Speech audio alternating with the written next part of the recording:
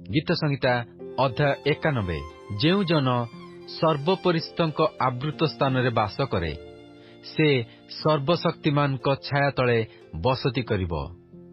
ମୁଁ ସଦାପ୍ରଭୁଙ୍କ ବିଷୟରେ କହିବି, ସେ ମୋହର ଆଶ୍ରୟ ଓ ମୋହର ଦୁର୍ଗ, ମୋହର ପରମେଶ୍ୱର।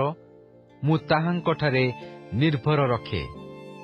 କାରଣ ସେ ତୁମ୍ଭକୁ ବ୍ୟାଧର ଫାନ୍ଦରୁ ଓ ସର୍ବନାଶକ ମହାମାରୀରୁ ରକ୍ଷା କରିବେ।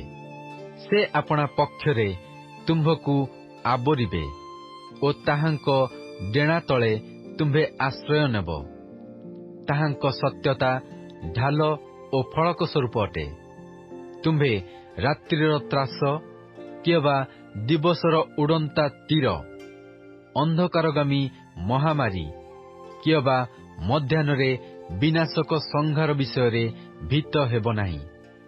ତୁମ୍ଭ ପାର୍ଶ୍ୱରେ ସହସ୍ର ଓ ତୁମ୍ଭ ଦକ୍ଷିଣ ପାଖରେ ଅୟୁତ ଲୋକ ପଡ଼ିବେ, ମାତ୍ର ତାହା ତୁମ୍ଭ କତିକି ଆସିବ ନାହିଁ। ତୁମ୍ଭେ କେବଳ ସ୍ୱଚକ୍ଷୁରେ ନିରୀକ୍ଷଣ କରିବ ଓ ଦୁଷ୍ଟମାନଙ୍କର ପ୍ରତିଫଳ ଦେଖିବ।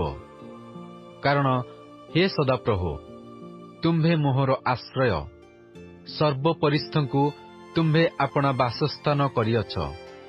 ତୁମ୍ଭକୁ କୌଣସି ବିପଦ ଘଟିବ ନାହିଁ, କିମ୍ବା କୌଣସି ମାରି ତୁମ୍ଭ ତମ୍ବୁ ନିକଟକୁ ଆସିବ ନାହିଁ।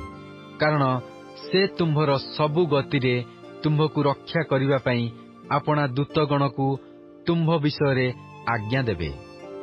ତୁମ୍ଭ ଚରଣ ଯେପରି ପଥରରେ ନ ବାଜିବ, ଏଥିପାଇଁ ସେମାନେ ସ୍ୱହସ୍ତରେ ତୁମ୍ଭକୁ ବହିବେ। ତୁମ୍ଭେ ସିଂହ ଓ କାଳସର୍ପ ଉପରେ ଚାଲିବ। ତୁମ୍ଭେ ଯୁବା ସିଂହ ଓ ସର୍ପକୁ ପାଦ ତଳେ ଦଳିବ। ସେ ଆମ୍ଭ ଉପରେ ଆପଣା ସ୍ନେହ ରଖିଅଛି, ଏହେତୁ ଆମ୍ଭେ ତାହାକୁ ଉଦ୍ଧାର କରିବା। ସେ ଆମ୍ଭ ନାମ ଜାଣିଅଛି, ଏହେତୁ ଆମ୍ଭେ ତାହାକୁ ଉଚ୍ଚରେ ରଖିବା। ସେ ଆମ୍ଭ ନିକଟରେ ପ୍ରାର୍ଥନା କଲେ ଆମ୍ଭେ ତାହାକୁ ଉତ୍ତର ଦେବା।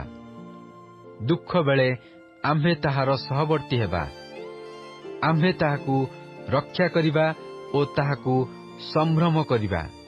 ଆମ୍ଭେ ଦୀର୍ଘାୟୁ ଦେଇ ତାହାକୁ ତୃପ୍ତ କରିବା ଓ ଆମ୍ଭର ପରିତ୍ରାଣ ତାହାକୁ ଦେଖାଇବା।